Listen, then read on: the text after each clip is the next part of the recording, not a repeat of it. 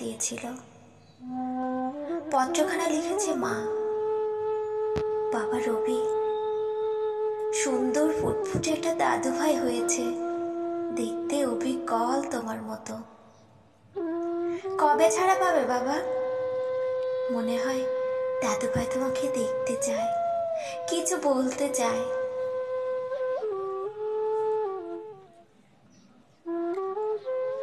দুঃখ করিস না বাবা, একদিন পৃথিবী ছেড়ে সবাইকে যেতে হবে। মলি, দাদু ভাই প্রসবের সময় জ্ঞান হারিয়ে ফেলে, 3 দিন পরে মারা যায়। মৃত্যুর আগে জ্ঞান ফিরে দাদু ভাইকে চুমু খেয়ে বলেছে, মা, ওকে দেখে রাখবেন, ও যেন ওর বাবার মতো প্রতিবাদী ভাষা সৈনিক হয়। ওকে অবশ্যই বাংলা কোনো স্কুলে ভর্তি করিয়ে দেবেন। আর ওর বাবা যদি কখনো জেল থেকে ছাড়া পায়, তাহলে বলবেন ওর একটা সুন্দর নাম দিতে। নামটাও যেন হয় সহজ সরল বাংলা ভাষায় গড়া। প্রায় বছর 2 পরে মা ঘুমের ঘরে স্বপ্নে দেখছেন ওরা রবিকে নিয়ে যাচ্ছে কোথায় যেন। রবি বলল, মা, তোমার দাদু ভাইয়ের নাম দিও অর্জন। আমার খুব ইচ্ছা হচ্ছে মলির, তোমার দাদু ভাইয়ের তোমার মুখটা দেখার আর তোমার হাতের পিঠে খাওয়ার।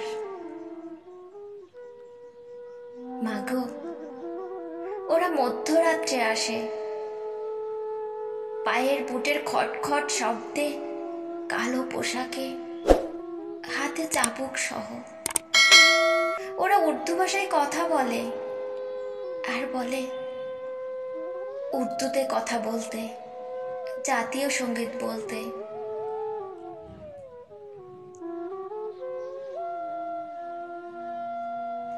না বললে তোমার রেহাই নেই। মাগো, বেঁধে দেওয়া সময় অতিবাহিত হলো একদিন রাত্রিতে। আমার হাত বেঁধে নিয়ে যায় ফায়ারিং রেঞ্জে। শেষবারের মতো বলে, এখনো সময় আছে, উর্দুতে কথা বল। আমি চিৎকার করে না না বললে পাশে থেকে গুলি করে দিল, যেখানে তুমি সহস্র চুম্বন দিয়েছ মা, কপালে।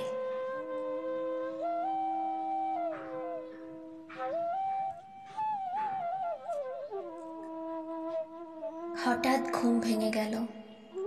মায়ের বুকটা ধড়ফড় শুরু করছে। মা 1 গ্লাস পানি খেয়েও বুকটা ঠান্ডা করতে পারছে না। অশ্রু ভরা চোখ মুছে নিল আঁচলে।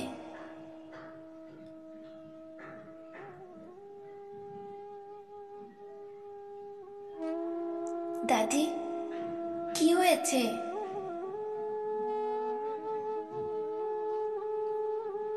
না দাদু ভাই, তেমন কিছু না। তোমার বাবাকে স্বপ্নে দেখলাম, মনে হয়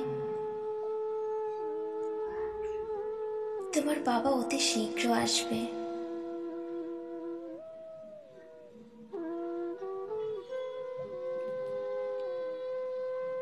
বাহ, বাবার সঙ্গে প্রথম দেখা হবে।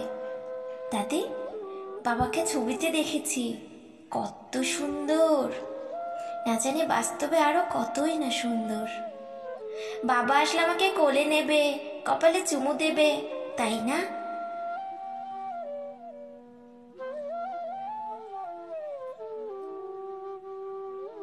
রাত্রি শেষ, শেষ প্রহর। পৃথিবীর নিস্তব্ধ।